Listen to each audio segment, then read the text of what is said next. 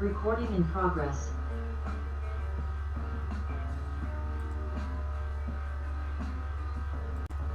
Recording in progress. Shalom, Miss Parker. Tawara or Tawara, Tadaraba, Yahweh for giving me the opportunity to address individuals with information that they may need or desire or shall hear. Tawara, Miss Parker, for tuning into the spirits, the waters, the blood, Matah Yahweh Da, Bahashem, Hamashiach, Yahweh Shah, Uvain Barak, Ta Ruach, Kodeshecha. Today's topic is going to be what I've been watching, or I've seen this individual, Dr. Brown, on doing particular debates with. He did a recent debate with a Muslim, and the Muslim was trying to identify how the Bible predicted Muhammad would come into existence, but Dr. Brown completely destroyed the dude or the guy or the individual, and proved that that the Hebrew Bible wouldn't be bringing on an Islamic prophet. So basically, he handled that particular debate very well, and I'm going to reflect back to, he did a video with the individuals from a particular Hebrew group, and in this particular comments, he made something about the Lashon or the Lashon HaKodesh, the holy language, Abarath. So basically, when he said that, I was like thinking to myself, well, if he's has a PhD or a doctorate degree in languages, he should know something about the authenticity of the Lashon HaKodesh, Ibarayah or Ibayah, excuse me, Salati. So basically, listening to his particular, debate and responses, which the whole argument turned out to be inconclusive and inductive, because it wasn't really no deductive type of forms that individuals could, or information that individuals could present to make a legitimate claim on the 12 tribes chart. And they didn't really go into it, but who were the real Hebrew Israelites. But that's, the Father knows, and most of society, a lot of society knows. So the world is starting to understand and grow to where it's no doubt that there were 12 tribes of Israel, and Israel comes from Jacob.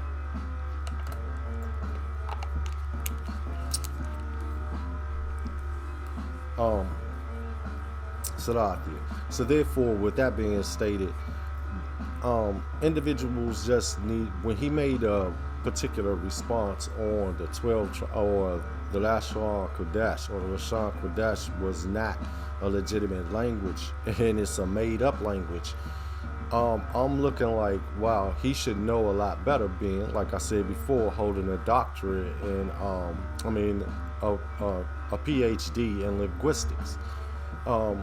And then throughout the particular debate, or I heard that other individuals do recaps of the debate, and then they were saying something about how one individual didn't have an educational level in order to even think about holding a debate with Dr. Brown, which I did not. The individual did good on my behalf, as far as I'm concerned. But like I said before, it was still inconclusive because there wasn't no deductive information or statistics or any analytical thing or presentation of a claim to legitimize either side. So with that being said, and how that individual from the Hebrew society got completely destroyed because they're looking at us like a bunch of stupid individuals, or individuals that's not intelligent. I mean, I can honestly say that from my educational background, I'm only a few credits short of obtaining a master's in what covered racial diversity, culture diversity, linguistics of different regions and areas. And I'll just say that about, what my particular scholastic abilities or scholastic focus was on. So now, like I said before, I don't want to drag this on. Thought I would take the time out to like, share, subscribe, hit the bell notification for whenever I release new content. Oh, and I'm doing this for my personal gratification, just to leave behind words for individuals that may stumble across my page or stumble across my page. So basically, it's not to build me up and hype and fame or anything like that. It's not because I'm asking you for money. No, basically, I'm just doing the Father's will. If it's the Father's will, then it's the Father's way. I'm only a servant of Him. Yahuwah Barakatah Yahuwah B'Hashem HaMashiach Yahushua Uven Barakatah Ruach Kodeshecha. Alright, so now I'm going to go ahead and go into it. This is, again, like I said, Dr. Brown, and the reason why I'm making this video today. So let's start. So it's a good move on his part to not... Let me get the sound right.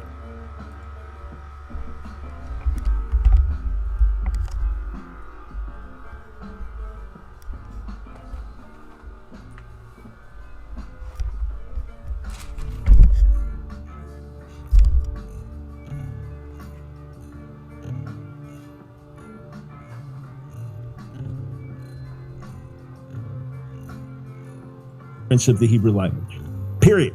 There's no debate to be had. There's no debate to be had on that any more than there's debate whether I have a nose or not. Bible, based on complete ignorance, of the Hebrew language, based on complete ignorance of the Hebrew language, period. There's no the whole Lashon HaKodesh is a complete 100% butchering of the Hebrew Bible, based on complete ignorance, of the Hebrew language, based on complete ignorance of the Hebrew language, period. There's no debate to be had. There's no debate to be had on that any more than there's debate whether I have a nose or not. So it's a good move on his part to not debate it. Of course, I'm quite sure about all the other issues that we're debating as well. But that was a good move to not even want to touch that. So I then wrote to vocab, because there's no debate there. The whole Lashon HaKodesh is a complete 100% butchering of the Hebrew Bible, based on complete ignorance, of the Hebrew language, based on complete ignorance of the Hebrew language, period. There's no debate to be had. There's no debate to be had on that any more than there's debate whether I have a nose or not. So it's a good move on him. There's no debate to be had on that any more than there's debate whether I have a nose or not. So it's a good move on his part to not debate it. Of course, I'm quite sure about all the other issues that we're debating as well. But that was a good move to not even want to touch that. So I...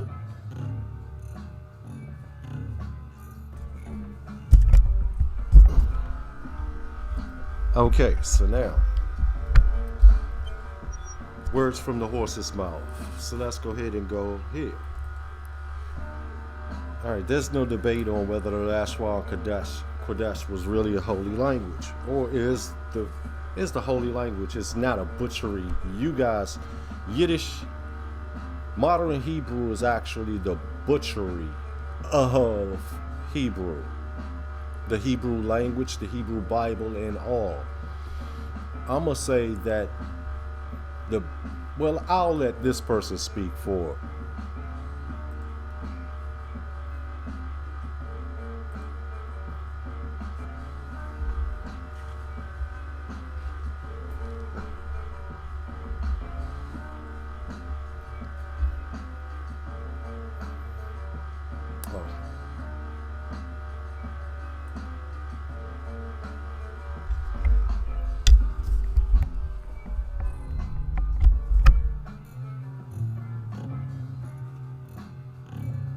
In the old city in the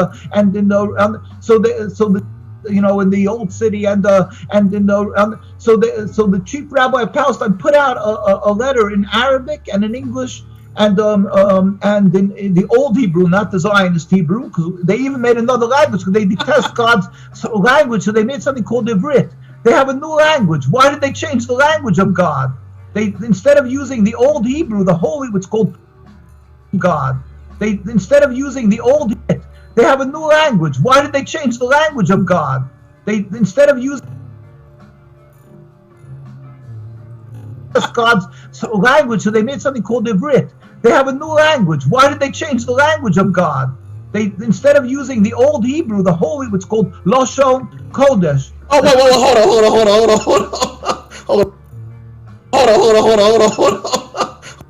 Lashon HaKodesh. Oh, wait, hold on. Lashon HaKodesh. Oh, wait.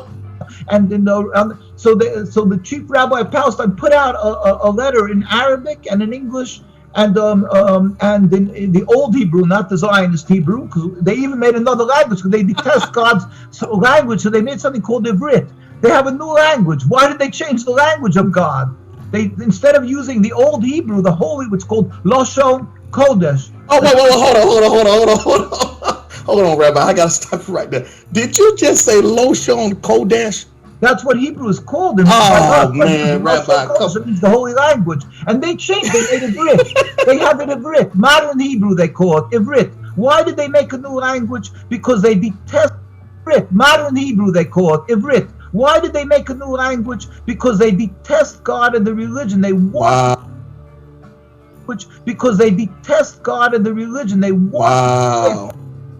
Why did they make a new language? Because they detest God and the religion. They want away from that. That's a fact. That's not ask them. Why did they have the language? Because they detest God and the religion. They want away from that. That's a fact. That's not ask them. Why did they make a new language? Because they detest God and the religion. They want away from that. That's a fact.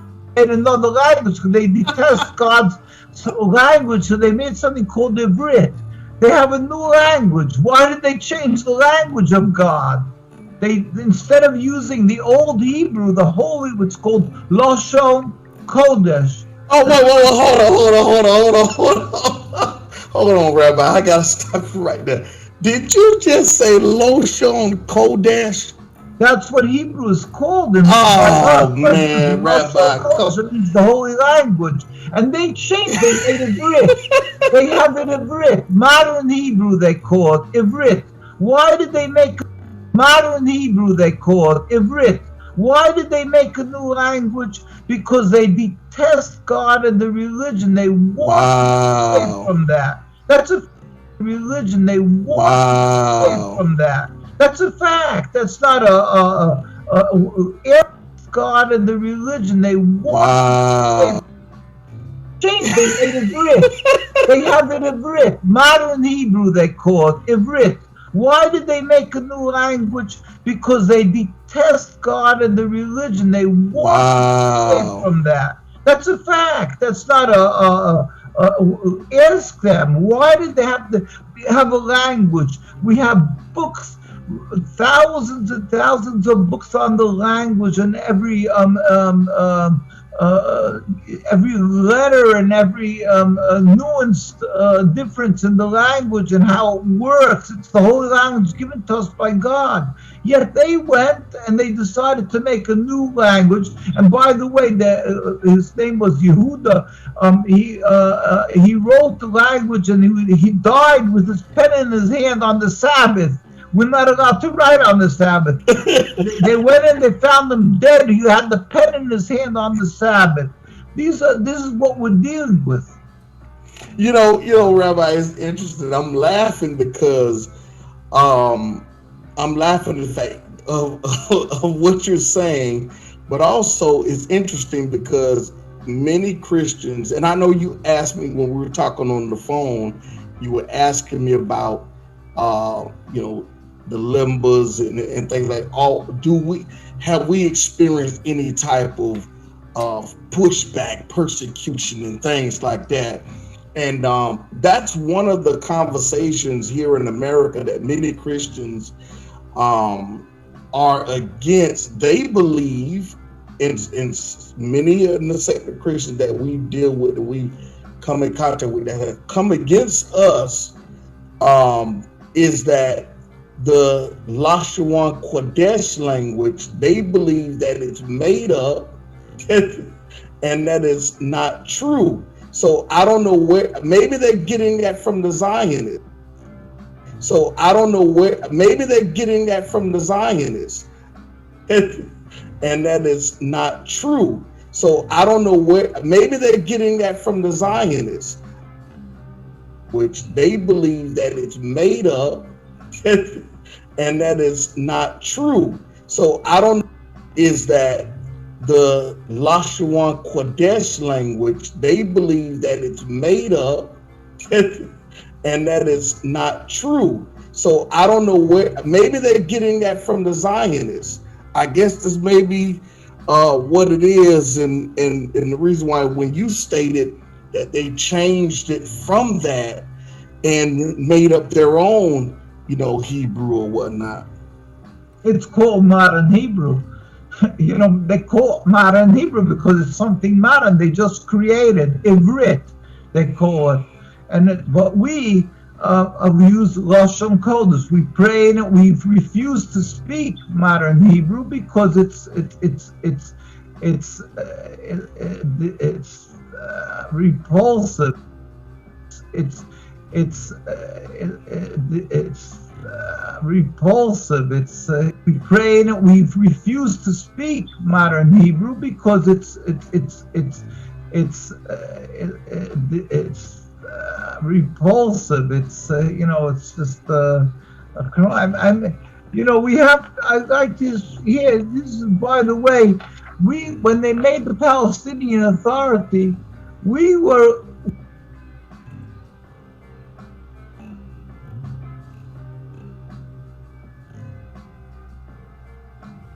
Fair use, fair use, fair use.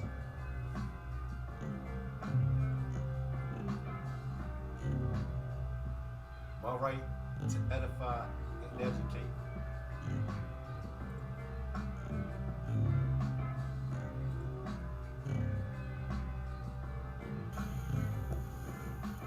Okay, so for the following 3 weeks, we're going to be doing a fascinating series, a small series about Lashon HaKodesh, our holy tongue, the source of all languages. I'm going to divide it into 3.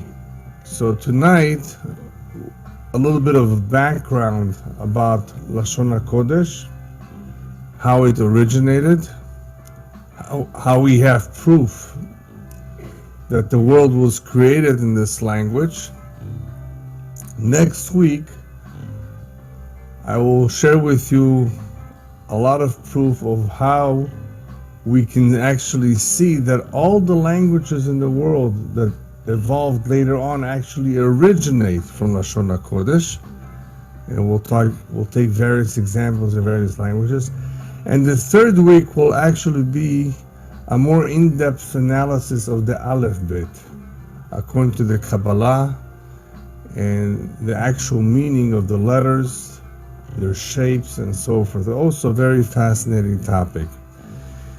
Tonight, however, is more, I would say, about the script, about the origins of languages, about Hebrew in its various forms. There's quite a bit of material scattered all over the place, but I don't think there's ever been a lecture about this, describing in depth how Lashon HaKodesh has evolved, where it came from, and how we know for a fact that the Torah was given in this language. So we have a language and we have a script, and we're going to talk a little bit about both.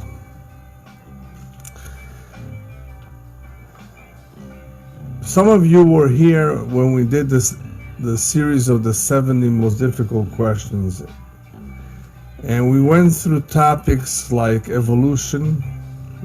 We went through topics that have to do with creation. And you may recall the term continental drift. if you don't remember, I will be talking a little bit about this now because this will help us understand a little bit about what exactly happened. Now, if you were to read about the Hebrew script and the Hebrew language in non-Jewish sources, you're not going to get accurate information. Because from a linguistic standpoint, they will analyze things differently, trying to come up with their own ideas and conclusions as to how every language, every alphabet evolved, and they will not. You're not going to get accurate information because, from a linguistic standpoint, they will analyze things differently, trying to come up with their own ideas and conclusions as to how every language, every alphabet evolved, and they will not necessarily agree. They will not all agree that Hebrew is the oldest language and the oldest alphabet. But soon, I will demonstrate to you that we can actually prove that it is. Even though in Chazal, in Talmudic sources, there are various opinions about in which script the Luchot Abrit were written. We're going to talk about that too in the Gemara. Nevertheless, you can actually prove that it is. Even though in Chazal, in Talmudic sources, there are various opinions about in which script the Luchot Abrit were written. We're going to talk about that too in the Gemara. Nevertheless, you will see from what I will show you how things nevertheless did evolve because of a very important event that occurred in our history. And that is the event of Migdal Bavel, the Tower of Babel, which after the flood, some peoples, Gentiles, wanted to build a very tall building. And what happened after that? The languages were all mixed up. So there's a little bit of history involved here, but if you follow closely as to how these events unfolded, you will get the feel of what I'm talking about.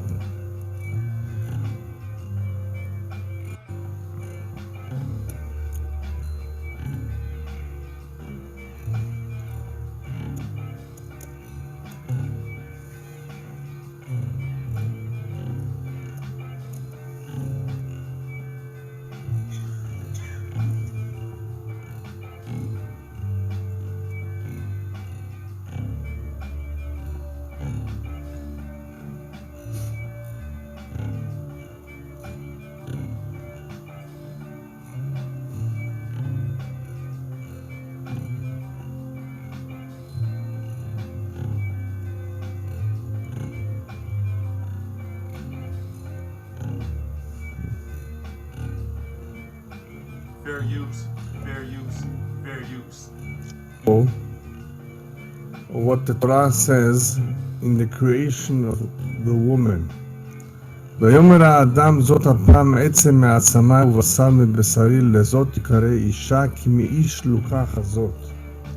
The rabbis tell us you can see that in the creation of the woman, Adam, who's presented with his wife, calls her Isha. Why does he call her Isha? Ki meish lukacha. She is taken from man.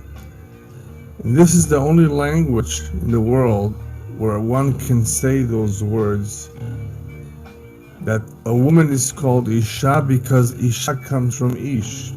So the Torah itself is being written, being given in Lashon HaKodesh. Otherwise, this phrase would not make any sense. Isha, woman, is taken from man, and therefore the word Isha resembles man as well. There's an interesting discussion brought down in Jewish literature and in non-Jewish literature, what would be the language that a child will begin to speak on his own were he to be completely isolated from civilization without any contact and any exposure? After all, when we are exposed and we do hear sounds, we mimic them, right? And that is how we first learn our first language. And according to some sources that are brought down, a child will begin to speak Lashon HaKodesh. Why Lashon HaKodesh? Because Lashon HaKodesh is the language with which the world was created. It is a natural tongue that somehow is in our system or in our neshama, whereas all other languages in the world are languages that men have agreed on, even though languages evolve too. As we will soon see, languages have evolved as a result of time, place, and outside influences that came in to that particular region and had influence. So languages evolved, but for the most part, whether it's an alphabet or a language of some other nation, certain words were agreed upon. Otherwise, how did they start these languages? Whereas in Lashon HaKodesh, if this is the true original language of all, the language with which the world was created, it makes some sense, possibly, that a child would somehow begin to speak words, some words of Lashon HaKodesh. Some claimed that they tried this out. There was a king, a famous British king, who made this experiment, and this is what he discovered. Others claimed that the child would be mute, that it's impossible that he would have any vocabulary. But just wanted to share with you that that is what some sources claim would happen if the child were on his own to begin to speak. He would begin to speak Lashon HaKodesh.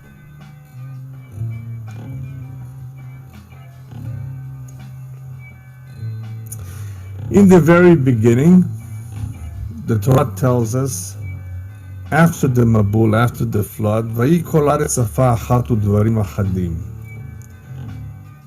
There was a universal language.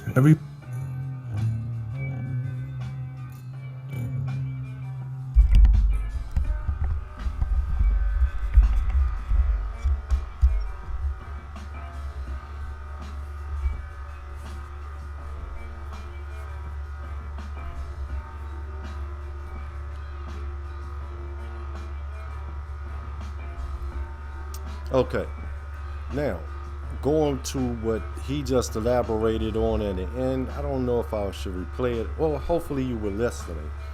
I know a lot of individuals are allergic to education, but anyway, when he said, he made one key fact, and when I started to learn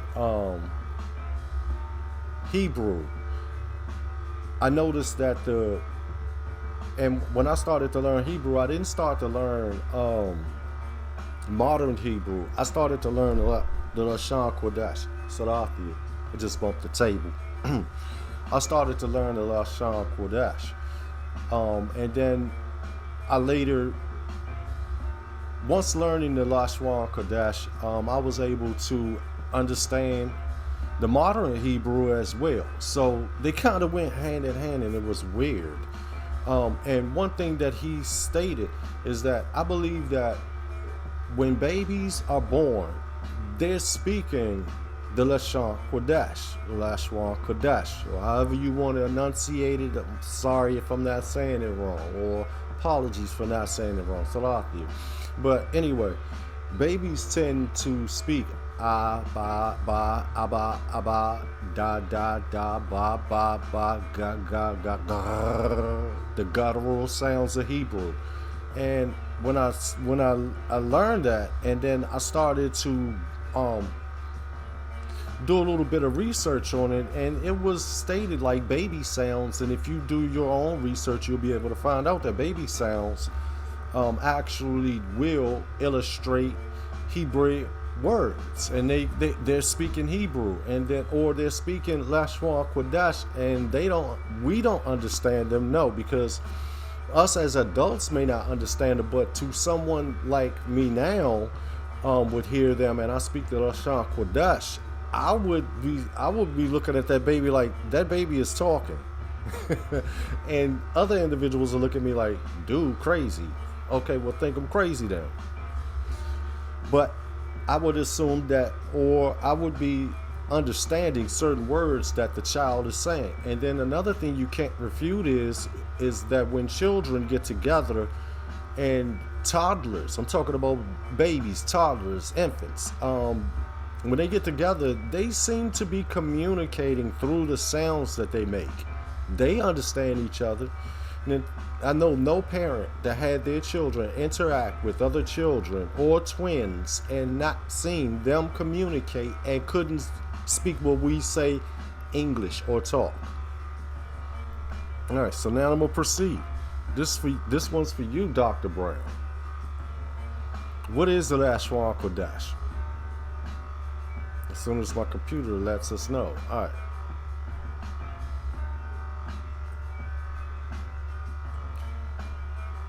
Lashon HaKodesh, the tongue of holiness, or holy tongue. Also spelled Lashon HaKodesh, or Lashon HaKodesh. A Jewish term and affiliation attributed to the Hebrew language, or sometimes to mix up, or sometimes to a mix of Hebrew and Aramaic, in which it's religious text and whatever states. All right, so basically I'm just pulling it up. So therefore, this is illustrating that the Lashon HaKodesh it exists. So now we go right here. This is Ancient Hebrew Research Centers, and then we have a particular site right here, and it's written by William P. Griffin. And who is William P. Griffin? Let's check out and see who he is.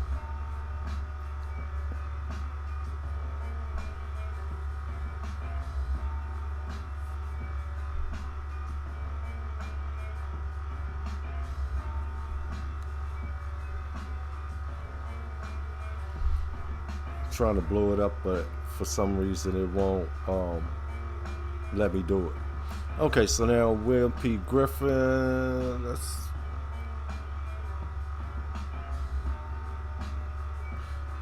alright, killing a dead language, a case against emphasizing vowel pointing when teaching biblical Hebrew. William P. Griffin.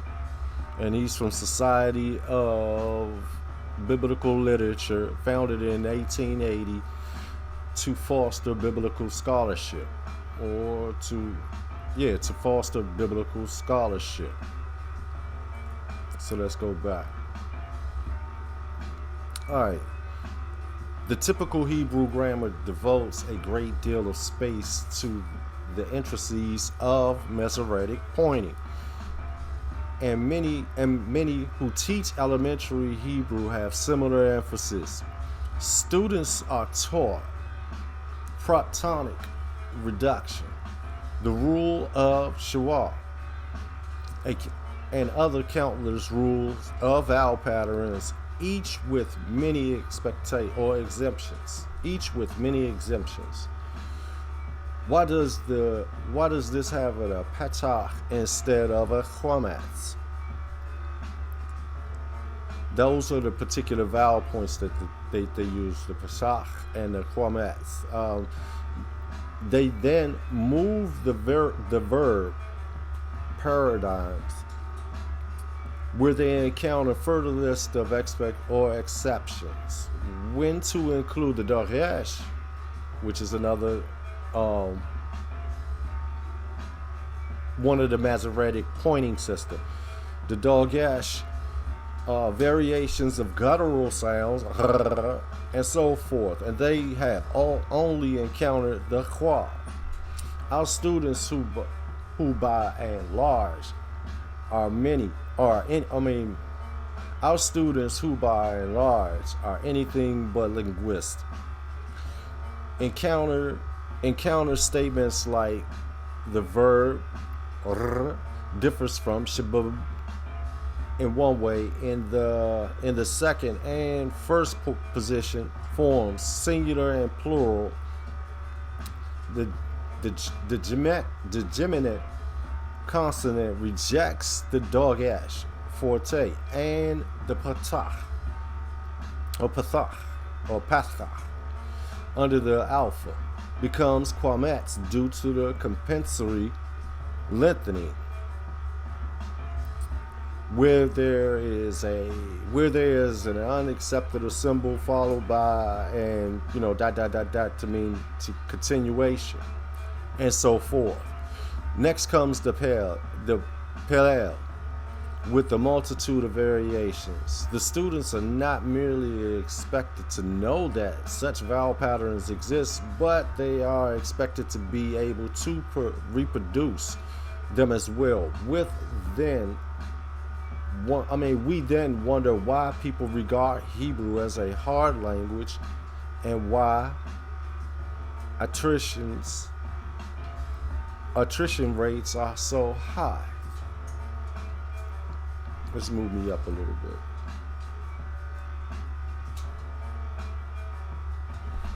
Salathi.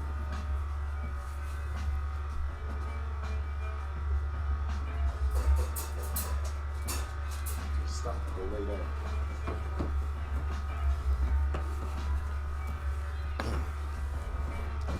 The answer is we are not teaching one language, but we're teaching two languages, just like I said before, and with my understanding of learning the Lashon HaKodesh, I was learning two languages, or two ways to enunciate the same meaning. All right, one but two. If we emphasize the accents, make that 2.5. We demand that our students understand and replicate and elaborate cellophane overlay that is more complicated than the language it attempts to clarify. That's when you add the Dogesh, the vowel systems and stuff like that. You tend to make the language a little harder. Stop. I propose that we peel back this layer and focus on the underneath. To many, the notion of de-emphasizing Masoretic pointing probably sounds foolish at best or heretical at worst, and one suspects that this has never ever occurred to others. Nobody ever thought about just not teaching the vowel pointing system. Yet I would urge that we consider doing so for the following reasons. First, vowel pointing.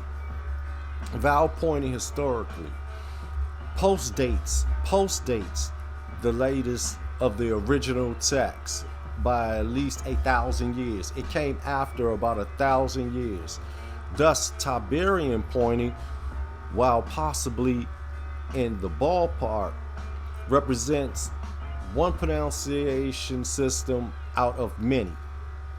The Tiberian vowel pointing system. So basically that's what that is. Pronunciation system out of many, and one that cannot be demonstrated to be the biblical pronunciation, one that cannot be demonstrated as the biblical pronunciation. In fact, there is much evidence that Tiberian pointing from the standpoint of the historical or history of the language contains enough flaws. The Tiberian system contains enough flaws to call into question its accuracy. Second, so now whose language is made up, Dr. Brown? Whose language is made up? All right, the Tiberian standpoint, the language contains enough flaws to call into question its accuracy. Second, students can read biblical Hebrew with comprehension and translate with accuracy without learning the intricacies of Tiberian pointing. Students can learn Hebrew with accuracy without learning the intricacies of Tiberian pointing, how to enunciate certain things. Like I said, I was learning Hebrew. I'm learning two different ways to enunciate a word that has the same meaning. All right, without learning its intricacies. So therefore, if I say shalom, doesn't mean I don't understand. I just say peace or hi or whatever. But if I say shalom, then I'm supposed to understand that, huh? But shalom is the Tiberian pointing system that came 1,000 years after the biblical text. I'll just keep going. All right. Students can read biblical Hebrew with comprehension and translate with accuracy without learning the intricacies of Tiberian pointing. This simplifies and speeds up the learning process.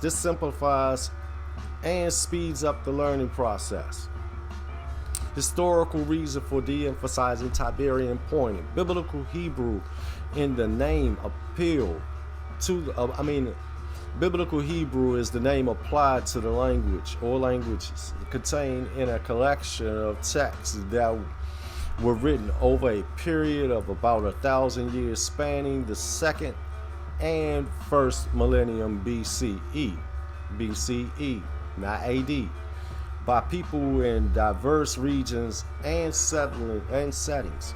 Originally, it was written in what is called Paleo-Hebrew, a script much different from the current Hebrew text. Dots were employed as word separators. Dots were employed 1,000 years afterwards.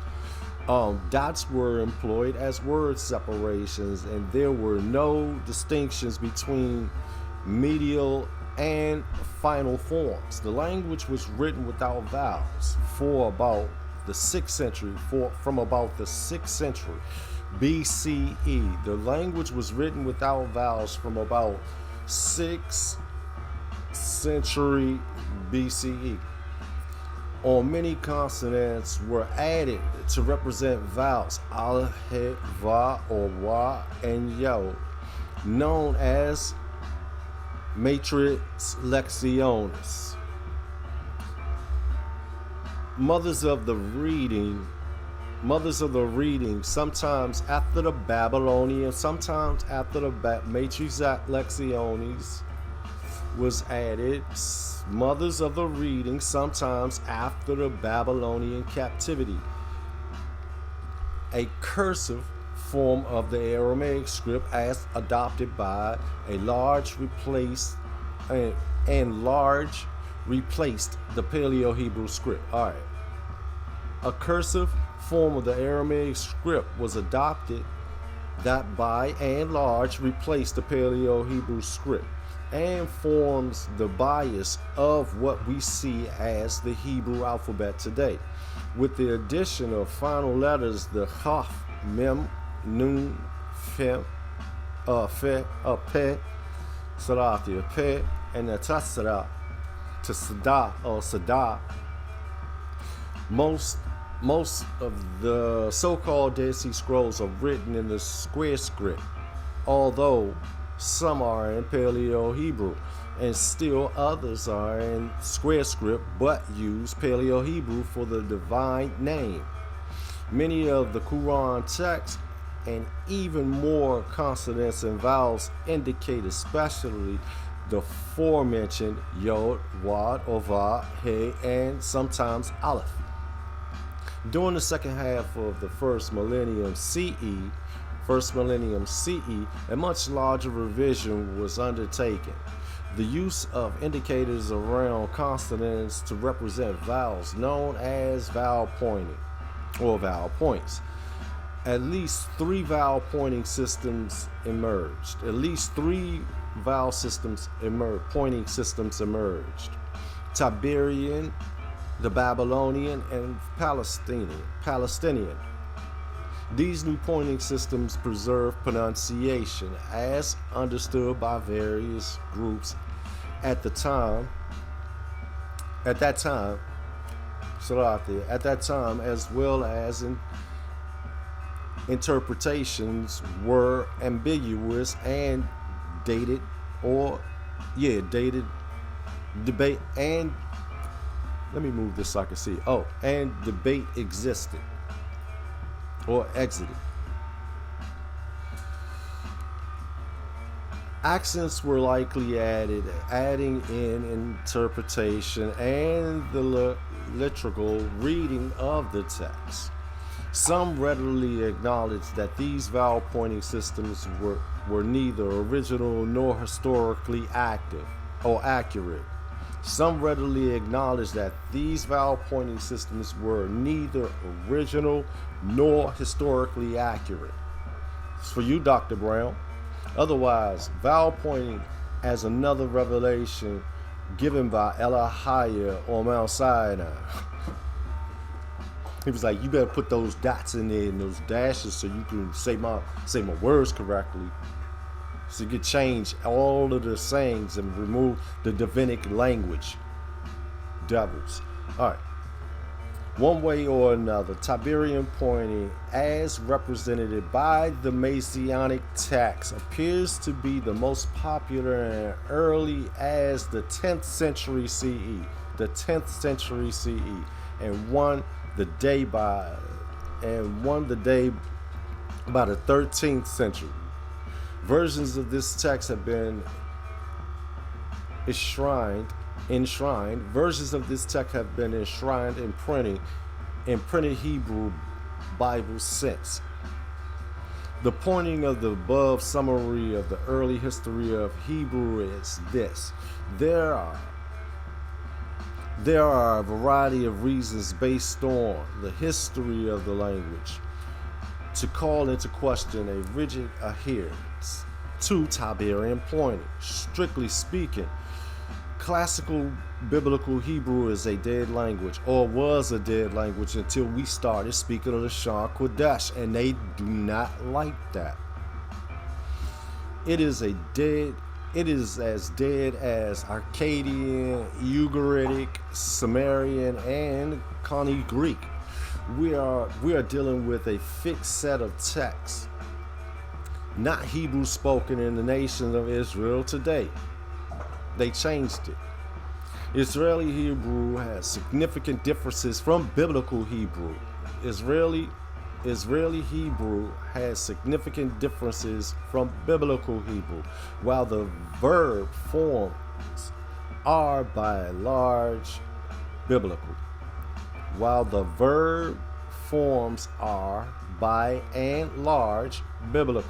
Not only were all the archaic forms of biblical Hebrew rejected, but also the consecutive tense, the cohesiveness, the infiltrated or infinitive, absolute, more or less, and the infinitive construct, except for the plus, lemet, and plus bet infinitive forms. The syntax is heavily influenced by a combination of Masoretic Hebrew and European languages. Some biblical vocabulary is either rejected or substantially modified as to its usage. It has been calculated that some 10% of the words in Hebrew dictionaries might be of foreign, usually Western origin. Further, the pronunciation system is basically Sephardic, not Assyrianic or Yemenite. However, now notice that what I just said, that was that was like another blow to Dr. Brown. Hebrew, combinations of Messianic Hebrew and European languages. I wonder why it's a combination. However, will the Masoretic preserves, the Masoretes preserved, however, will the Masoretes preserved a pronunciation and interpretive tradition. Vowel points are not original. This should be important. Whether one views the Hebrew Bible as Holy Scripture, it is only the consonantal text that was canonized, or sees that only the consonants were canonized in the Bible, or sees the text as a source of information for reconstructing the history of the religion of Israel.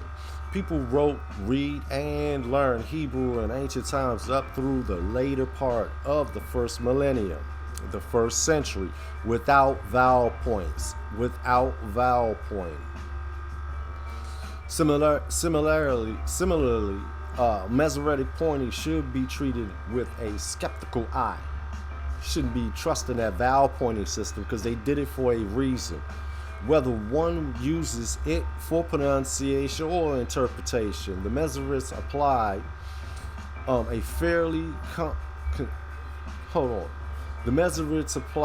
a fairly consistent pronunciation system to a collection of texts that cover, depending upon your perspective, up to 1,000 years. Cover up to 1,000 years. It would be difficult to argue that any language maintained the same pronunciation over a 1,000-year period, or even 500 years, let alone Hebrew. English changes. I remember when ain't wasn't a word, but now it's in your dictionary. They even have a Ebonic dictionary, English dictionary. So, anyway, to continue on further, even consonantal indicators in the Hebrew Bible, such as Sibalath, Shibalath, Shemech, or Shin, shows that pronunciation differences existed at the same time in different regions. Even if one concludes that Tiberian pointing is in the ballpark, some Greek sources provide evidence that some ancient vowel patterns do not match that of the Masoretic text. First, the vocalization of proper names in the LXX sometimes reflect different pronunciations, non-symbolic pronunciations of Segolets. Jerusalem is pronounced M, not M. Bethel instead of Bethel. Melchizedek, not Melchizedek. Second remains of the sound column of origins. Asaphala, the 3rd century. Some pronunciations differences. Show pronunciation differences. Finally, while Jerome translations 4th to the 5th century reflects a tradition closer to the Masoretic vowel pointing system, getting further away from the Lashon HaKodesh or Lashon HaKodesh, there nevertheless are significant differences. Masoretic pointing preserves a literal reading for a text that, by and large, was not intended to be read literally. Masoretic pointing preserves a literal reading for a text that, by and large, was not intended to be read literally. Meaning people weren't supposed to be reading this, only certain people were supposed to be reading the text. This includes odd features such as in pause, i.e. where pronunciation changed because of the words, position in a verse, which looks like a feminine form being used in place of a masculine one. Once again, the Tiberian pointing in the Masoretic text is only one of the 3 pointing systems which indicate that there was disagreement over what was the correct pronunciation. Just because it happened to win broad acceptance does not mean that it should be uncritically accepted as authoritative, meaning you shouldn't be looking at the Masoretic, that what they're speaking today, modern Hebrew, as the correct form of Hebrew, or even sometimes their understanding, depending on where the word is used in what sentences and for what. Thus, I find it baffling that many graduate schools renowned for their critical scholarship nevertheless demand a thorough knowledge of the Tiberian pointing, because you're being indoctrinated upon a certain educational level for certain reasons. I was trained in the pointing Hebrew. I was trained in the pointed Hebrew of standard grammar. My first encounter with unpointed Hebrew was when working on my MD or his M division or whatever. I took a doctorate seminar on Isaiah. My assignment was to compare the Masoretic text to the Koyasa. The bareness of the text was a surprise to me, as well as the consonantal spelling differences.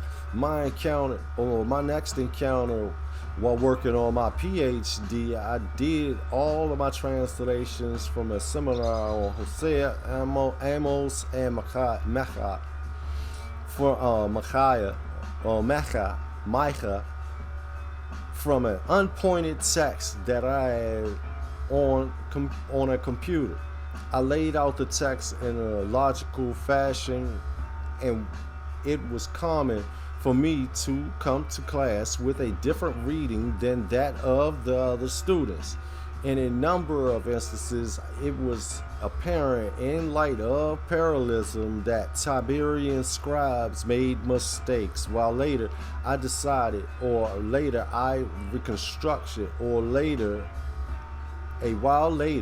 I did reconstructions and translations of the biblical Dead Sea Scrolls, which of course are unpointed. I frequently assign unpointed Hebrew to my students on all levels, elementary, intermediate, and advanced, while it tends to look odd to anyone whose first year was extremely with pointed text. Many get so that they prefer it. I now regularly read unpointed Hebrew and encourage my students to do the same.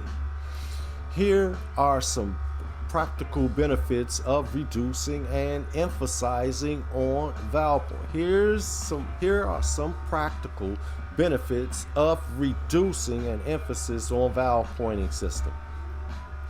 The learning process speeds up tremendously. I can use the same grammar and teach it at almost twice the pace as in past years.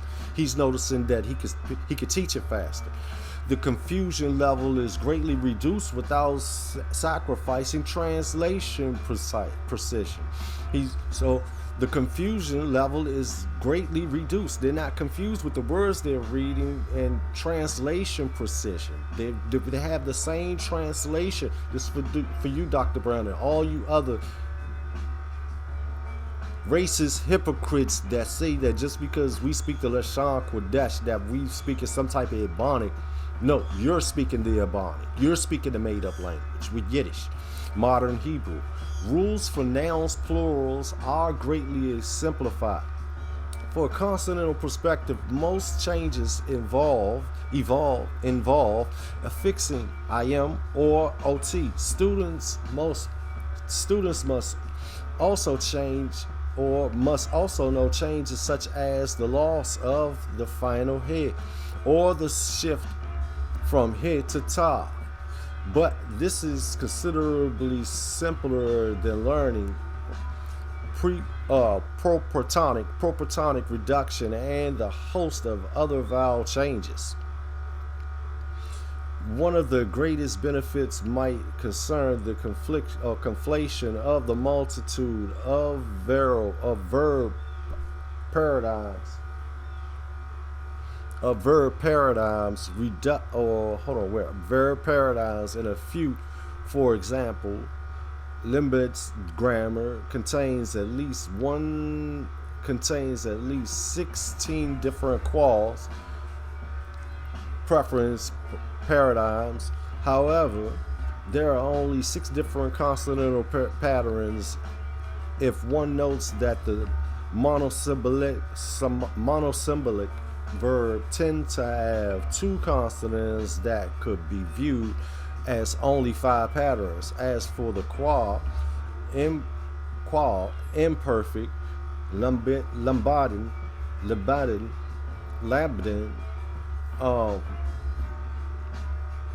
Labdin lists at least 27 different paradigms, but with only 10 different consonantal patterns.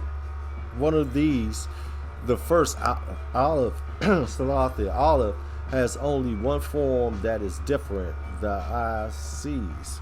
Most differences with paradigms involve the disappearance of Nun,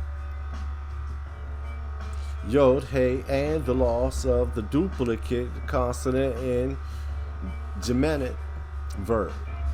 As for the example of the Gemetic verbs that I cited above, or the double dot, unpointed, does not differ at all from the Shabab, and by emphasizing unpointed patterns, students have learned only 16 patterns instead of 14 or 43. 16 patterns instead of 43 patterns. In addition, if one compares al-Qal forms to the Pael forms, the only consonantal difference is the mem prefix to the Pael activity participle or participle. Since verbs tend to prefer either the Qal or the Pael, with both feeding into the Hefel, translations confusion between the Qal and the Pael, while is probably rare. All this greatly reduces the amount of information students must learn without sacrificing reading comprehension or translation accuracy. My experience has shown that students more easily recognize roots similarly, and consonants focus seems to help students who have learned one form of a word. My experience has shown that students more easily recognize roots similarly, as consonants focus seems to help students who have learned one form of a word, e.g. the noun, to recognize another one that they have not yet learned, e.g. the verb. Students can easily learn to read unpointed Hebrew if they are exposed to it from the beginning, while it is more awkward if they become dependent upon pointing. I have found that students can make the translation fairly quickly at a later rate. That's if they learn the pointing. Students will be more prepared to a Quran text, Rabbinic Hebrew, or modern Hebrew if and when they make those translations, when they start to read it without the vowel system, the Tiberian pointing system. In sum, the greater efficiency is likely to attract more students to the language while keeping more marginal students in our class as well. Why do people take Hebrew? I won't read that. implementation. All right. My off-stated goal for my students is that I want them to read with comprehension, translation with accuracy. With that outcome in mind, I have radically changed my approach to teaching elementary Hebrew. I am engaged in what I will call a deductive immersion approach. It is deductive in that I expect them to know vocabulary, consonant forms, syntax, and grammar, vowels aside. It is immersible in that I have them translate a lot more Hebrew than I have used to have them translate, and this includes unpointed Hebrew. For pragmatic reasons, I teach my elementary students how to pronunciate the Tiberian vowel system. For pragmatic reasons, my students learn a modern pronunciation, which, while preferred by many teachers, is also not strictly Masoretic. It's not strictly Masoretic. For example, of the BGDKPT letters, modern Hebrew has only pronunciation for Gimel, Dalet, and Tav. I shift a lot of details out of the grammars I have used in recent years. I am not making them learn all the details of proper tonic reduction, the rule of Shoal, and the like instead. I tell students that vowels tend to change when prefixes and suffixes are added to the word, and often in unpredictable ways. I also regularly give them unpointed Hebrew to translate with almost every lesson, and they do so with the same ease as precision as pointed Hebrew. The translation on their exams is half pointed and half unpointed, and I have not detected a significant comprehension differences, meaning many of these elementary students prefer to work from unpointed text. They understand it just as well, if not better. My students are required to learn the vowels from vowel forms. My students are required to learn the vowels from forms such as the strong verb and some pronormal suffixes. This is mainly to pronunciation purposes. For most other verb forms, they must know consonantal changes, but if the consonantal forms are the same as the so-called strong verb, I note that and we move on. I require students to learn consonantal paradigms from verbs that lose or replace consonants. In comparison, when I emphasize pointing, there is less confusion. In comparisons, when I emphasized pointing, when he used to emphasize pointing, now he's not. There's less confusion in class. Students are translating better, and their pronunciation is probably about as good at this point as it was back then. The average grades are much higher, and the bottom students are in the low C realm instead of failing. Their vocabulary knowledge is better, and about a quarter of the class learn the Paleo alphabet for extra credit. And in all of this, they are doing less homework than I used to get or used to assign. And I got to give him his conclusion. This is from a teacher, Dr. Brown. Students do not need a thorough knowledge of the Tiberian pointing in the goal. Students do not need a thorough knowledge of Tiberian pointing if the goal is to read with comprehension and translation precision. Instead, the use of Tiberian pointing should be limited to aiding students with the pronunciation sense. Proper vowel pronunciation is necessary for translation accuracy. Finally, Tiberian pointing should be seen in a similar light as modern commentaries, i.e., as an informed opinion that, while valuable, should always be viewed with skepticism, especially when ambiguities exist in the consonantal text of the Hebrew Bible.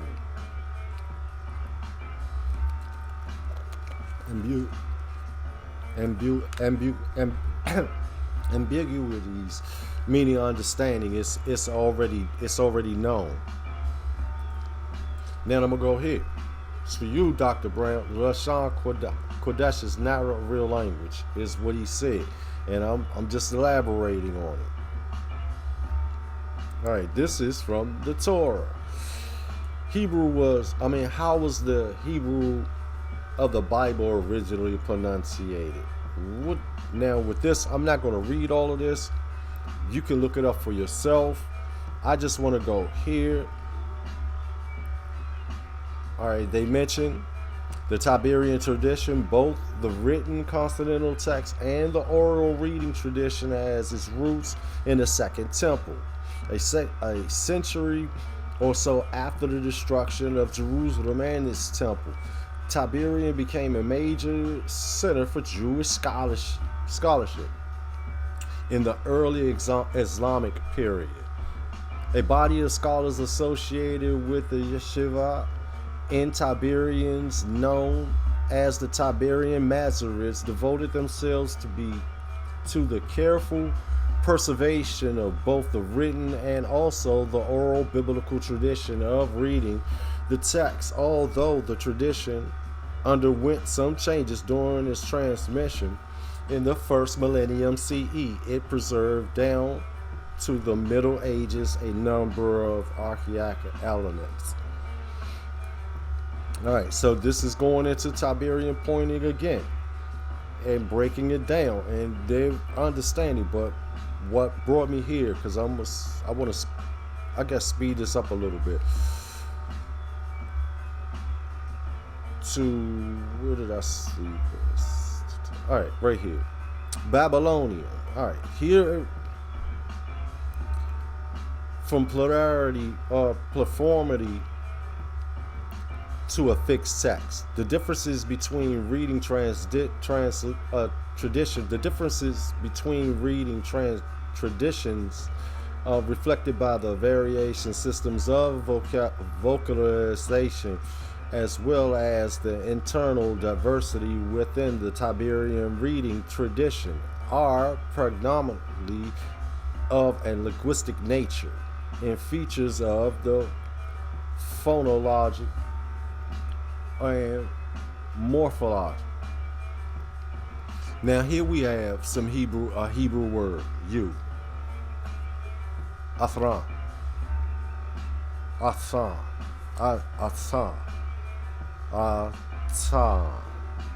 And in Babylonian, Atan, Lashon HaKodesh.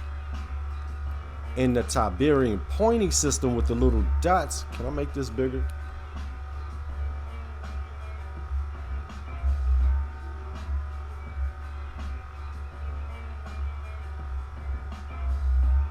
All right.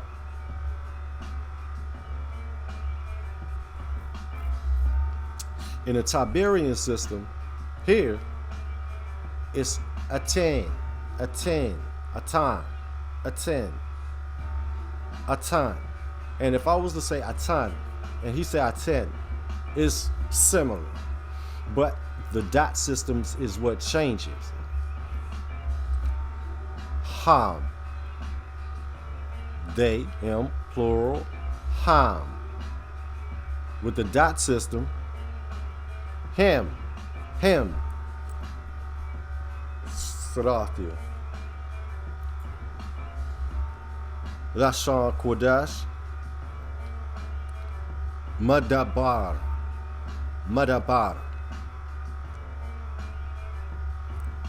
Babylonian, Madabar, or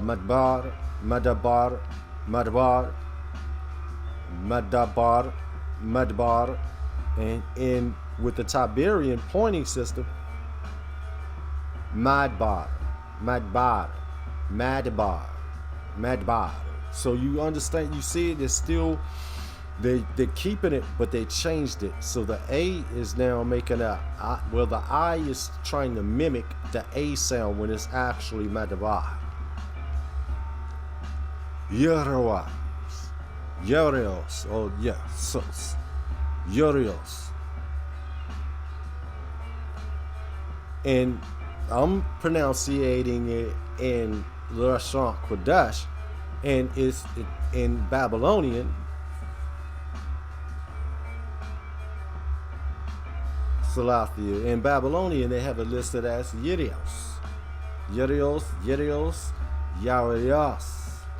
So you see the differences right there with when it comes to the different influences of the Tiberian system, when it actually came from, and I can say that I'm infusing, but really I'm not, the Lashon HaKodesh, the holy language.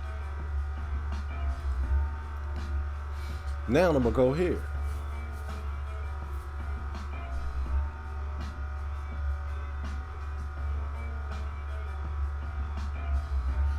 All right. Sanskrit is one of the oldest languages. I thought I heard something too. Judah.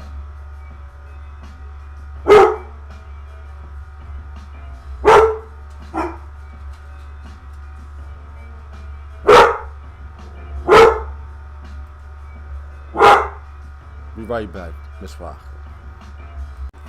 Recording in progress. Shalom, Miss Parker. Shalom, Miss Parker. Salathia for the inconvenience. I had something. Somebody was at my door. Anyway, all right. So Sanskrit writing, like I said before, was actually a writing system that was from. It's an earlier form. One of the oldest languages that's out there. And individuals try to say that, and it's considered a dead language, one of the dead languages. And individuals try to say that the Paleo, or that the Lashon HaKodesh or Lashon Kodesh or Lashon HaKodesh is a made-up language, that no languages were Abba, Gada, Wahaya, and all of that different form. But Sanskrit writing, attributably Sanskrit collector, is a classical language belonging to the Indo-European branch of the Indo-European languages. It arose South Asia after predecessor language, as a predecessor languages had diffused before or there from the Northwest in the late Bronze Age. Sanskrit in the late Bronze Age. Sanskrit is the sacred language of the Hinduism, the language of classical Hindu philosophy and historical texts of Buddhism and Jainism. It was a link. Stop, Judah. It was a link in ancient and medieval South Asia, and upon transmission of the Hindu and Buddhist culture. So basically, this is where Sanskrit comes from in the late Bronze Age. So let's go here, so I can get off Wikipedia and go to something more reputable. All right, with this say right here, Salafi. This right here, Sanskrit. It is it's a class that you can learn Sanskrit writing. This is it. Sanskrit, whatever, Karaka, Shamavism, or whatever. The son of Sanskrit knowledge. All right. So now, like I said before, I'm pulling this up because they said no languages spoke like that or went like that. And from right here, we see Sanskrit, which is in early Hebrew language. Here's their vowel systems.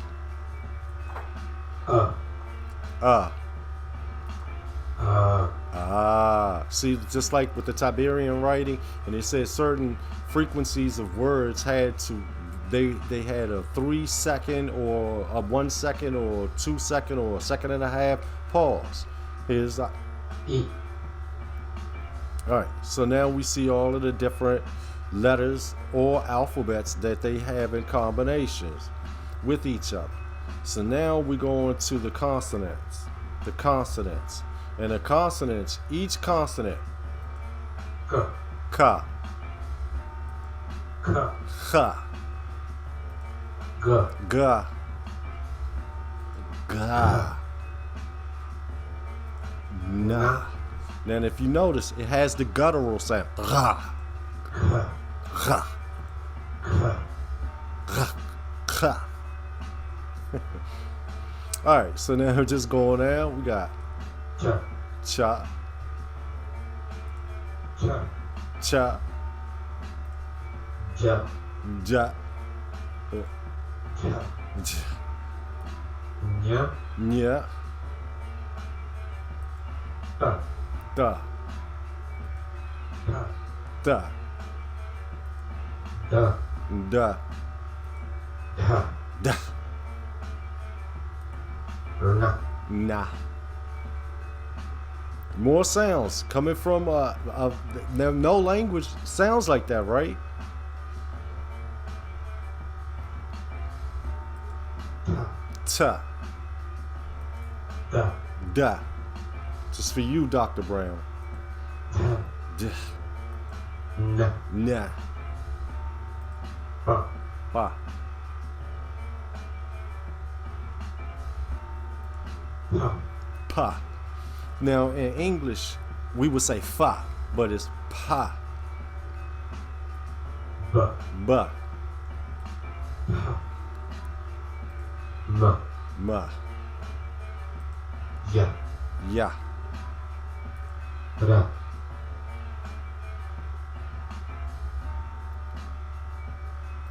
Ra. gra, La.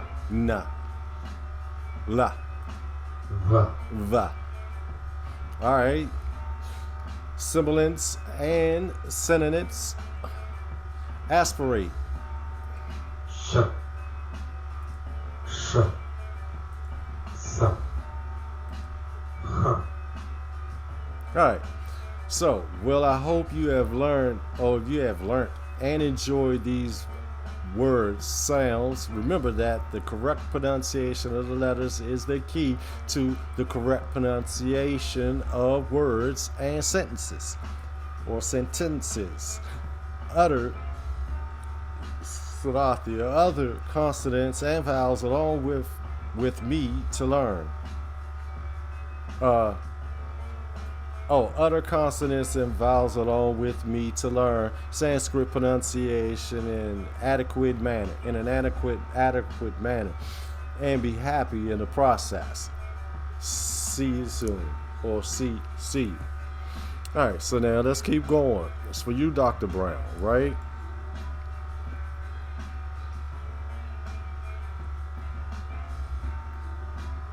All right. Now this is applying the Lashon HaKodesh or Lashon HaKodesh to different. Well, I'll let the word speak. This is coming from the Torah or Safada. It's credit. I don't want to go all the way up top. Anyway, Lashon or Lashon Kodesh, holy language, the holiness of Hebrew.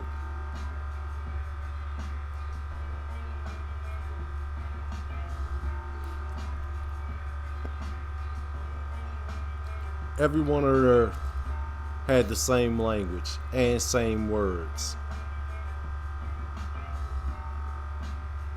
This is why it was called Babel, the Tower of Babel, when their languages got confounded because they wanted to build this tower to reach the Father. So the Father reached down and confused everybody by mixing up their language.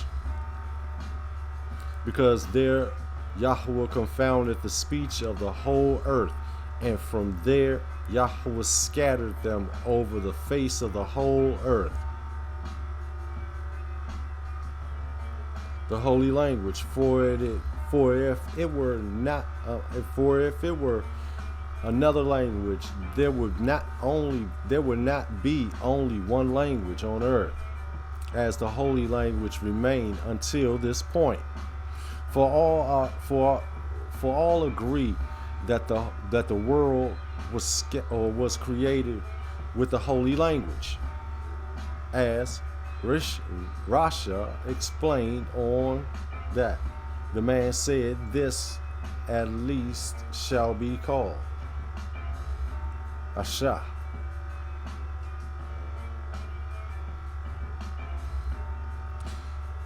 This shall be called woman, because this is taken out of man. Asha. Asha.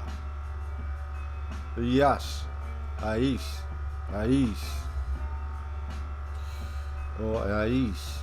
Or Isha. Ashe. Aish. Aish.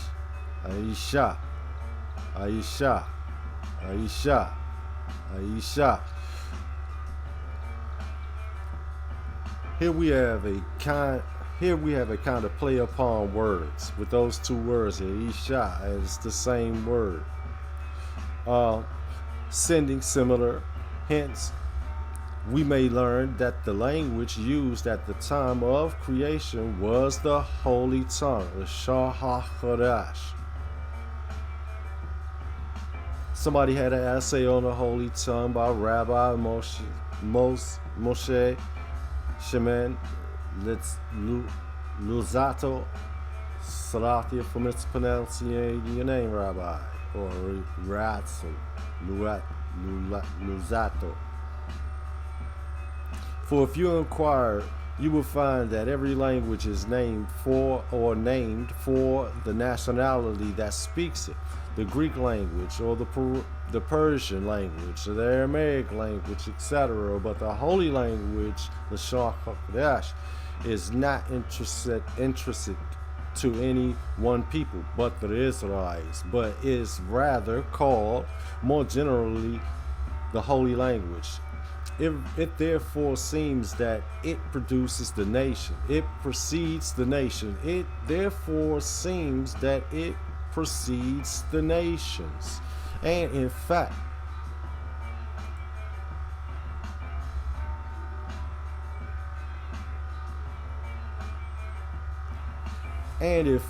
it precedes the whole world. The Lashon HaKodesh precedes the whole world. For we know, as our sages taught, that the Torah existed before our physical world came into being. Salathia.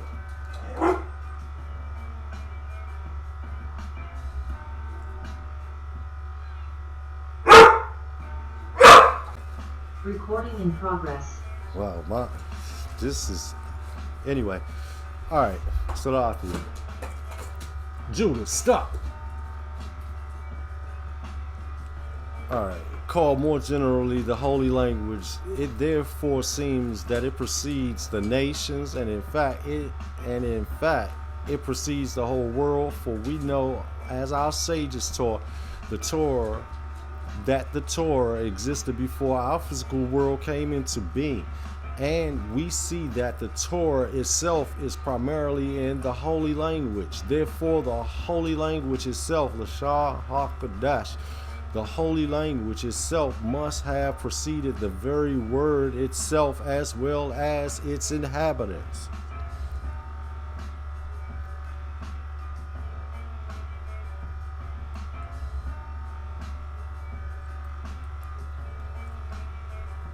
and its inhabitants. So the Torah, the word of the Father, was here before Atikumi. He is the one that's ancient of days. And the Lashon, Dr. Brown, the Lashon HaKodesh didn't exist. Really? It's made up. It's something that we just came up with. I guess trying to find our identity, so we may as well just go ahead and do like you guys did with Yiddish and make up a new language. I have also a reason and cause for calling our language the holy language. Do not think it is exaggeration or error on my part. It is perfectly correct. The Hebrew language has no special name for the Gentiles in female or genitals. The Hebrew language has no special name for the genitals in females or males, nor for the act of generation itself, nor for semen, nor for sex. The Hebrew has no original expressions for these things, and only describes them in figurative language and by way of hints, as if to indicate thereby that these things should not be mentioned and should therefore have no names. We ought to be silent about them, and when we are compelled to mention them, we must manage to employ for that purpose some suitable expression, although these are generally used in a different sense. This is why I believe that the sages call the Hebrew language of the Torah the Lashon or Lashon HaKodesh. It is because the words of the Torah and all of the prophets were said in that language. It is the language that Elohim has chosen to speak or spoke to the prophets and with the people in the 10 Commandments. Therefore impress these my words upon your heart. Bind them as signs on your hand, and let them serve as a symbol on your forehead. And teach them to your children. Recite them when you stay at home, and when you are away, when you lie down, and when you get up. And inscribe them on the doorpost of your home and on your gates. And with me, I carry mine around with me.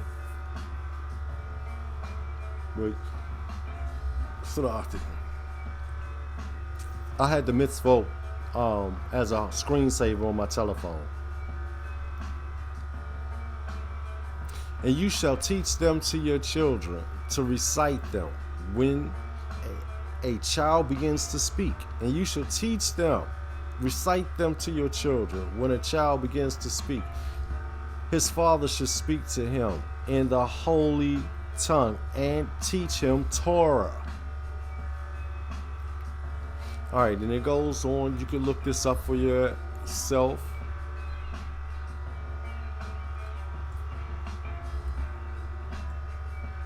And the reason why I pulled this particular, the reason why I use this particular site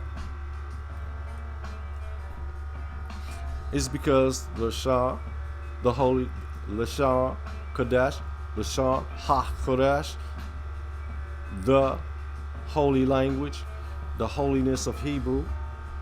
It's the word of creation. It's the words of the Father. It's the language of the Father.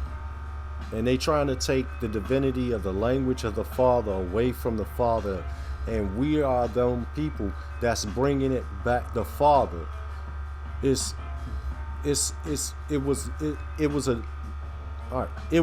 they considered it a dead language, wasn't used.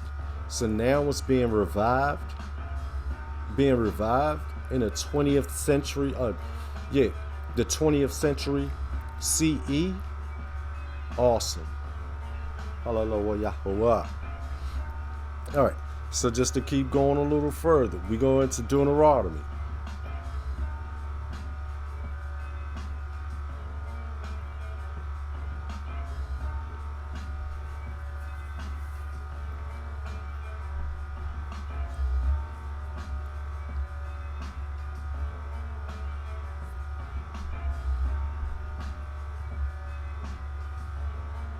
As soon as but we're going into Deuteronomy, and basically, with that's teaching the mitzvot and teaching them to say it with their, the words that you're supposed to teach to your children, and then the words that you're supposed to teach to your children. Come on. The words that you're supposed to be teaching to your children are basically Deuteronomy 6 verses 4 and 5. And it's the Shema. And when you hear me say Shema, Shema, O Israel, I'll say it, Shema, Yasharala.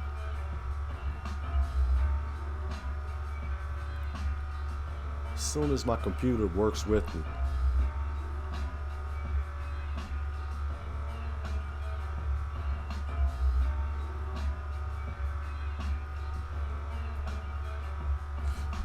I know it by heart anyway, because you're supposed to teach them diligently to your children, and I try, but my children are big now, so it's kind of hard to make them sit there and listen.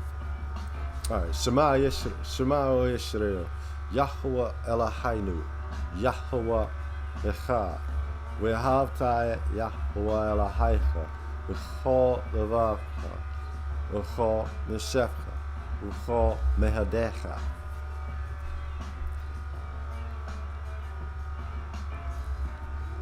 All right, Shema, Yasharala, Yahweh Eloheinu, or Yahweh Eloheinu, because it's still the Wa, Eloheinu, Yahweh Echad, but it's Echad.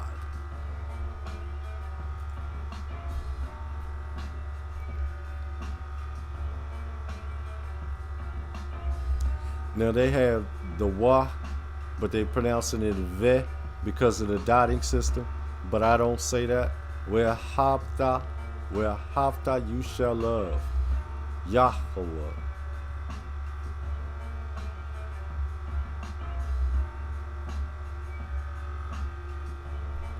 Eloheicha.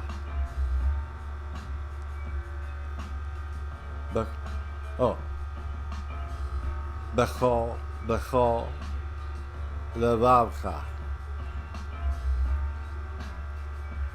They say ooh, I say Bechol neshefcha. Bechol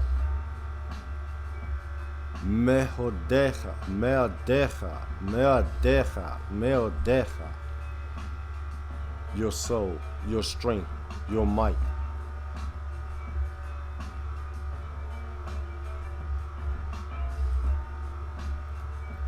And I'm letting the word speak for itself. When I say Deuteronomy 6,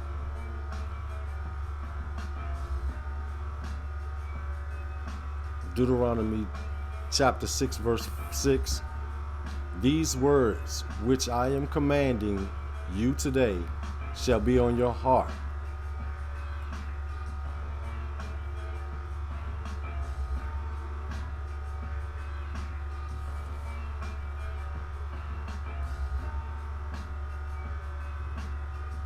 You shall teach them diligently to your sons, and shall talk of them when you sit in your house, and when you walk by the way, and when you lie down, and when you rise up, and when you rise up.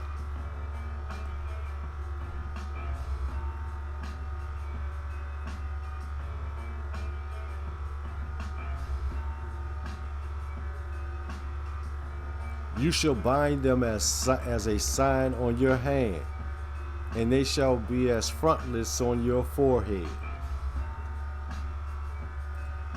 I'll go one more.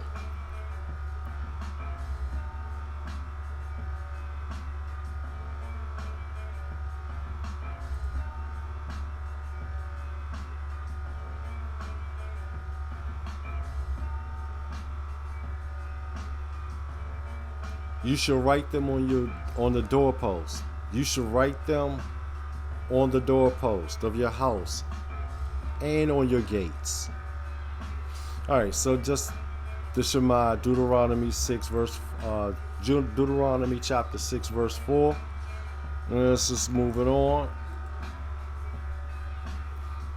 So if it's a made-up language, how come I just presented so much proof that this language existed before Yiddish, modern Hebrew, and the usage of the Masoret's Tiberian dotting system or pointing system, and a teacher, professor, stating that his students and people that he even encountered teaching it, and himself even learning it, learn better without the dotting system. They focused on one thing first, the consonants. They focused on the consonants.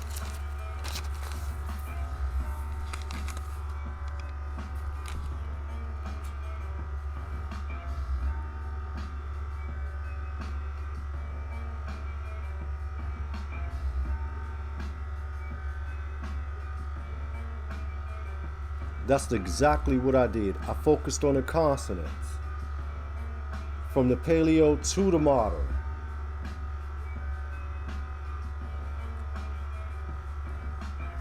And grasped the understanding of the consonants of the Paleo to the modern.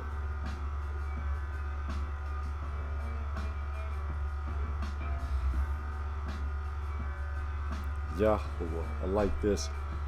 Yod, He, Wah, He, the hand of God, or the hand of the Father, and the praising of Judah and Israel, of the sacrificed one, Christ. Yod, He, Wah, He. All right.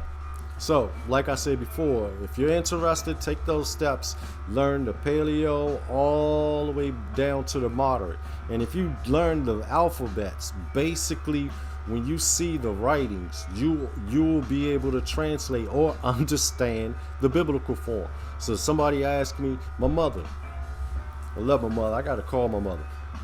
But anyway, when I talked to her, I had concerns about, because, I was brought up Baptist. I was baptized in the name of the Father, the Son, and the Holy Spirit. That's what they baptized me under.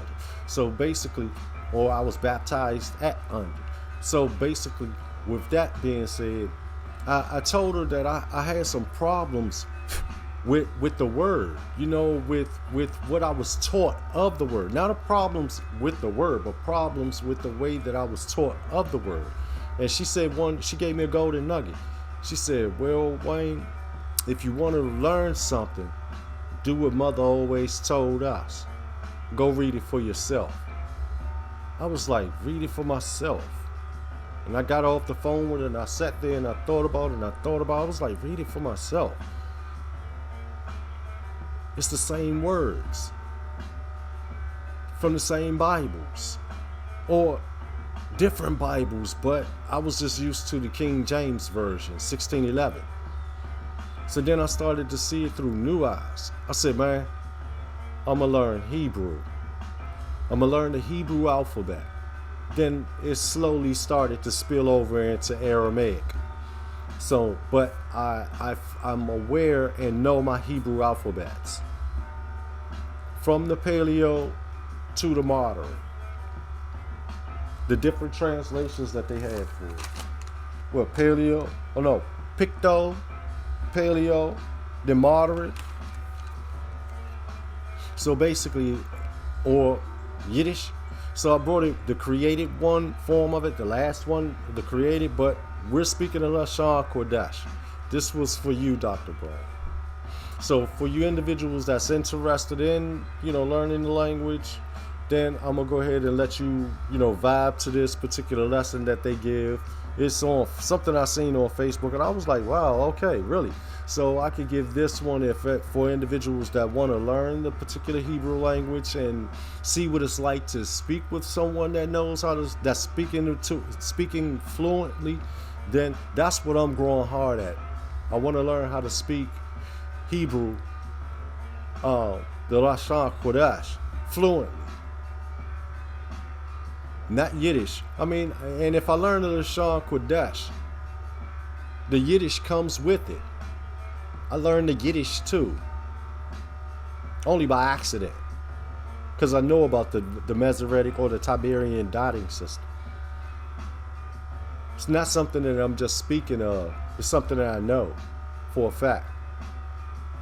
All right. Therefore, stay prayed up. Peace to you all.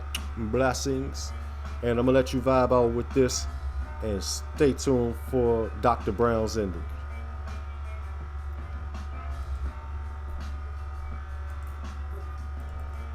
I wanted to welcome you all, and I wanted to do this video on helping you learn how to speak the ancient Hebrew, the Kodash Lashon, or Lashon Kodash.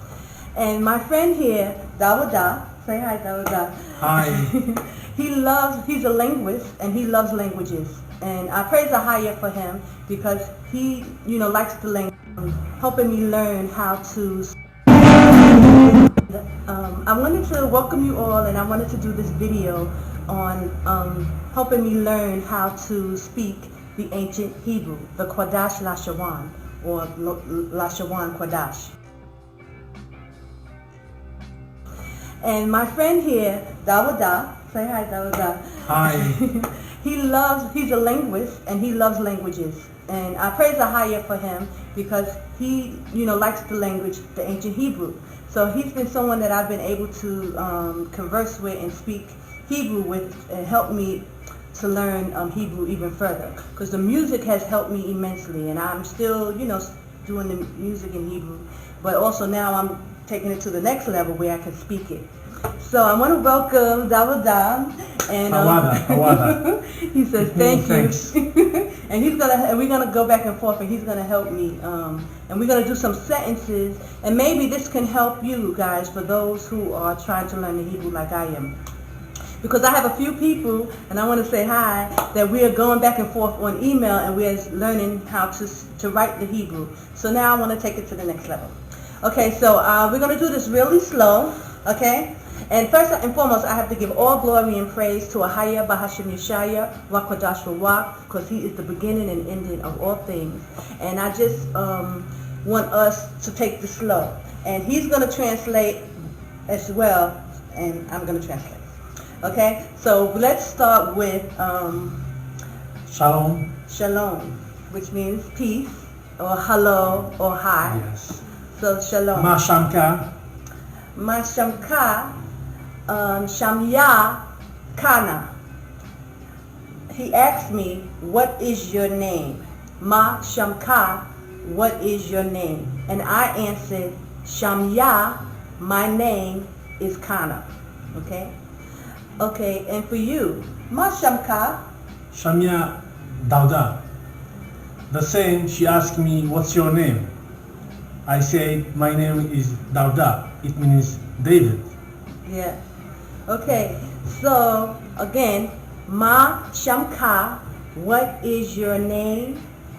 The answer, Shamya Kana, my name is Kana.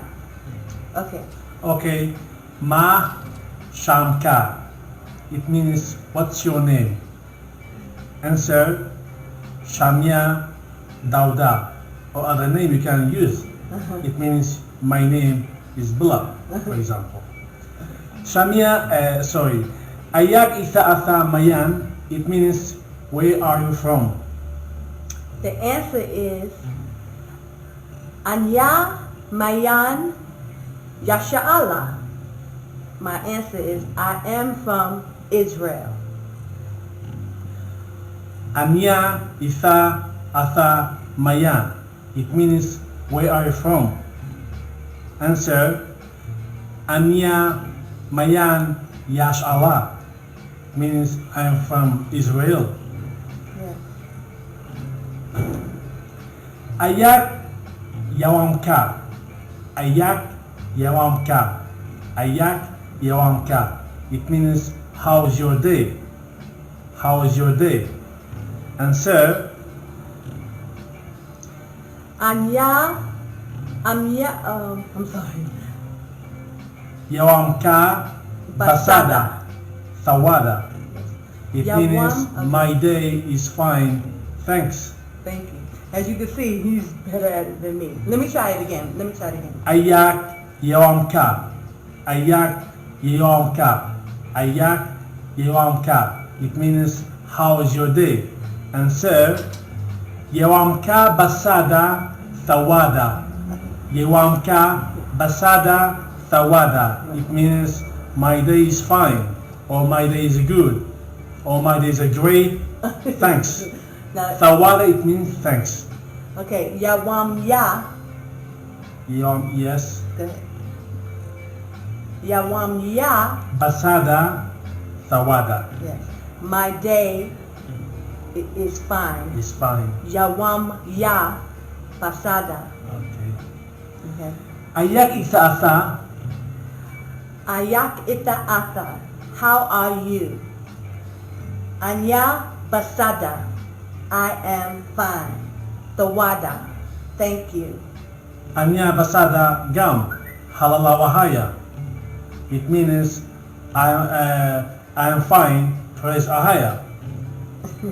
Bless the name of God. Ayan Isa Asa Yawalak Ah. Yawalak Ah for female. If you want to use for male, Anya Isa Asa Yakwalak. For female, you can use H. For example, Yawalak Ah. Yawalak is for male. Where are you going? Where are you going? Anya Yawalak A La Halak. She say, I'm going to working. I'm going to working. Anya Walak A La Halak. Anya Yawalak Halak. I'm going to working. Also, you can use Anya Yawalak La Yashan. I'm going to the bed. Or you can say, I am going to sleep. How else in sleep? Yashan. Yashan. Yashan is sleep. So you would say Anya Yawalak A La Yashan. I'm going to sleep. Okay, guys. Anya Ahab Asa. Anya Aha Ata Gam. It means, I love you. Yes, and I said I love you too. Fair use. Anya Ahab Ata. Anya Aha Atham Gam. I love you all too. So this is short. I hope we helped you guys a little bit, and we're struggling through it as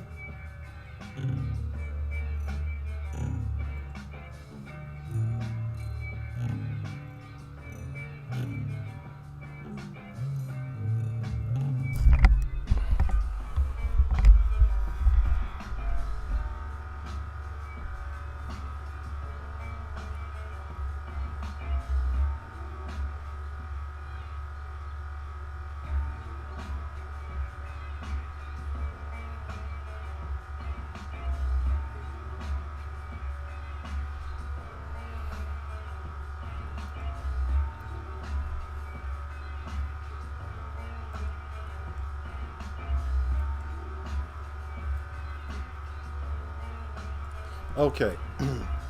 Hope that was edifying for everyone. Here's a book on reading the Eberath, or I call it the Eberath, or Eberath, but Eberath. and it's giving you the complete breakdown. All prospective scholars, students must order a 9/11 a Baryath rescue. Ancient Phoenician Paleo Hebrew International Edition. Scholars are required to have their copy of International Edition on the first day of class to avoid fines or any type of penalties within the class. And that right there, I mean, come on now. If it's Dr. Brown, if it's a made-up language, and it did, and we're just creating this particular type of stuff, how come we see that even your people or Jewish individuals, professors, scholars, rabbis, all saying that the Lashon HaKodesh is the holy language? Can you refute or disprove any of the articles, any of the creditable sites that I just used all throughout this video? Well, I had a couple of Wikipedias in there, but can you blame me? They just give information so quickly, and you can find exactly or find some of the stuff that you're looking for or information quickly in pertaining to the truth. And then once you take the truth, you compare it to the word, it lines up. You have the two witnesses. All right, so therefore, with that being said, I'm just going to go ahead and end it. Shalom, Mishpaka, Barakatah, Uvein, Aracho. Blessings in love or blessings in peace. Most definitely keep you all in my heart, in my prayers. Stay prayed up. Stay at peace. And come back to Yahweh. Oh, that's what I wanted to say. All right, so when you heard those saying Ahaya Bahashem Yeshaya, basically don't run around, don't go around saying that, praising that. Ahaya, you're basically saying praise I am. You're actually saying Ahaya, praise Ahaya Bahashem Yeshaya. You're actually saying praise I am in the name of Isaiah. That's what you're saying. So Barakatah Yahweh, Bahashem Hamashiach Yahweh Shah, Uvein Barakatah Ruach Chodeshecha. All right, just wanted to make sure, no confusion there. So with that, I think I'm gonna go ahead and end it. Stay peace, stay prayed up. Most definitely stay on top of your game on how to keep these heathens away from you. And I just want to add this one right here. Dr. Brown, this one's for you.